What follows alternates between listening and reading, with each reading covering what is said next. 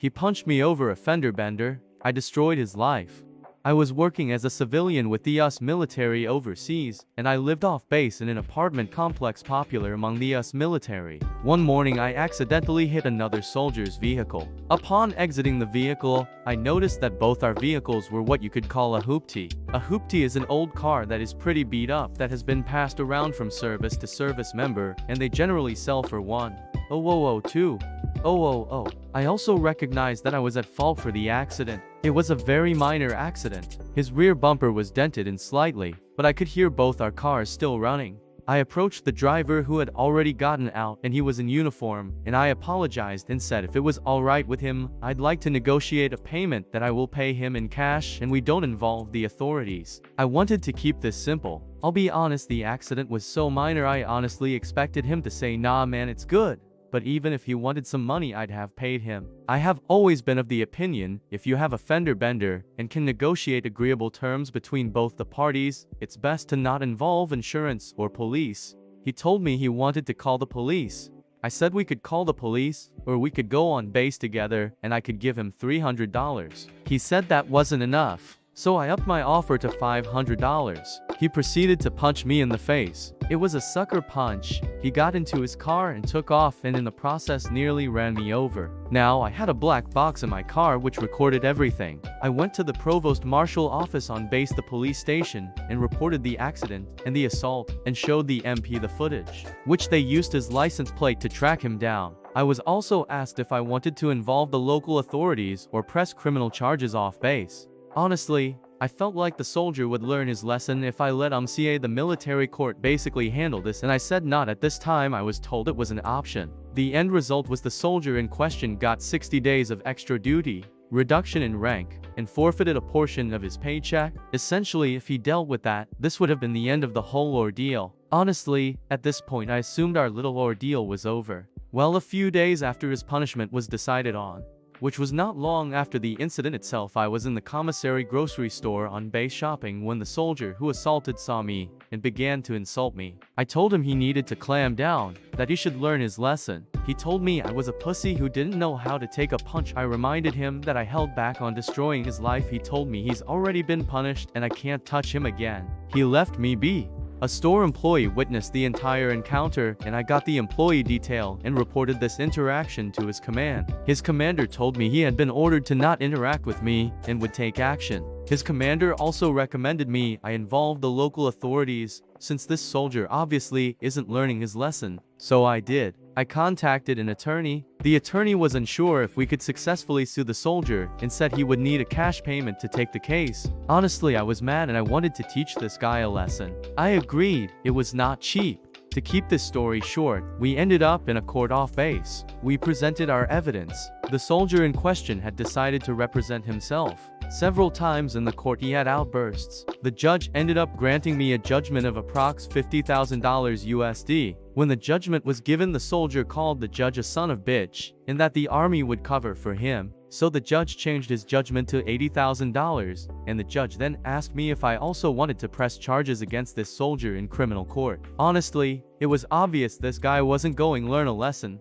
I told the judge I wanted to pursue criminal charges in addition to the judgment. My lawyer later advised me that if I ever wanted to see the money, I should peruse an international hold. With my judgment, it's likely that a judge would grant me an international hold. An international hold is basically where the soldier would not be allowed to leave the country until I was paid my $80,000. Also, he told me that according to the agreement between the US military and the host country, the US military would honor the international hold. Basically, the US military would not protect him or move him out of country to avoid punishment. Honestly, by this point I had paid my lawyer thousands of dollars, and I honestly didn't feel like paying thousands of dollars and getting nothing for it. So I said yes, I want to go forward with the international hold. About a month later, the international hold was granted, and the US military was informed of this. 2 months after that, the criminal case was over and the soldier was sentenced to 90 days in jail. By this point, the soldier had been moved onto the base into his barracks by his commander.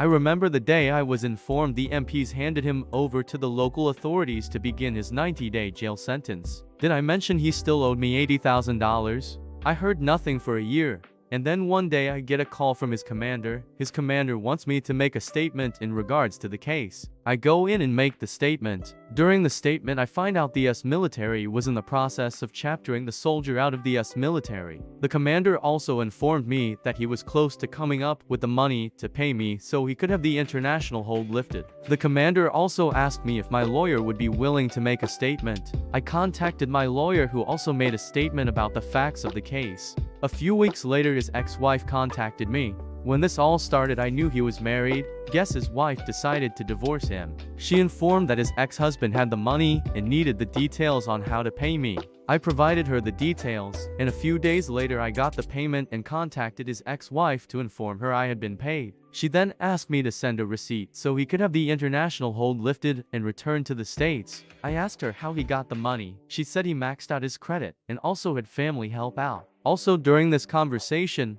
I had found out the army had chaptered him out of the military. I sent her the receipt, and that was the last I ever heard from his side. TLDR, I get into a fender bender with a soldier. I try to resolve things with him. He punches me.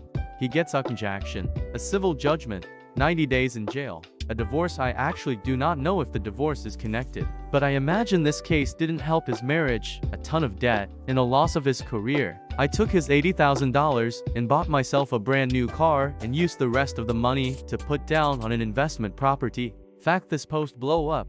I turned off inbox replies cause it was too much, so I felt like answering some common questions. Am I worried about the guy getting revenge on me? No, he's back in the States, I'm still overseas. He most likely has a criminal record, which means he wouldn't even be allowed past immigration. Plus, since then I've taken a new job, moved, etc. Not connected to his incident, just how things are. Plus, this happened many years ago. The amount seems high. The actual amount was in a foreign currency, and I rounded up and adjusted figures, but it was very high. I did suffer from a black eye, and his behavior after the fact didn't help. Also, this incident happened in an Asia country during a time period in which we had several other high-profile incidents with us service members screwing up. My incident was not high-profile at all, but that all played a role. Honestly, I expected around 15k, 20k. Also, in this country, settlements for damages are based upon your ability to pay and tend to be on the higher side. I think the court also thought he was an American and could afford it. However, the amount even shocked my lawyer. Why did his commander recommend I take this to civil authorities? I got the feeling his commander was tired of this soldier. I suspect I wasn't the first incident. What country did this happen in? I don't wish to disclose that. However, several people in the comment section have guessed correctly. Actually, someone who was familiar with the incident PM'd me. So this blew up more than I intended. I will say this, it happened in Asia, in a country with a large troop presence. Why did I go so far? Honestly, that was never my intention. In fact, I decided to report to the military instead of going straight to the local authorities because I figured doing so would allow us to deal with the issue in-house, and his punishment would be limited. I was right, he didn't learn his lesson. However, once I got the local authorities, my lawyer involved, it turned into something I didn't expect. Also, by the time that dust had settled, I had paid my lawyer a significant sum of money, had to use up my vacation days. In total, this entire incident cost me many thousands of dollars in lawyer costs, vacation time, etc. So I did want my money back at that point. Why did he get a jail sentence for simple assault? So in this country, they do not like to give suspended sentences to foreigners. I suspect a local national would have gotten a suspended sentence. I do have a local national friend who was involved in an assault many years ago and he got 90 days suspended sentence. However, my guess is the judge gave him jail time instead of suspended sentence because he was a foreigner. However, I was not involved very much in the criminal case. Questions about his wife or ex-wife? Truth be told, I don't know much about this. I do not know if she was his ex-wife because of this or not. I also never saw his ex-wife in person. The only involvement I had with her at the very end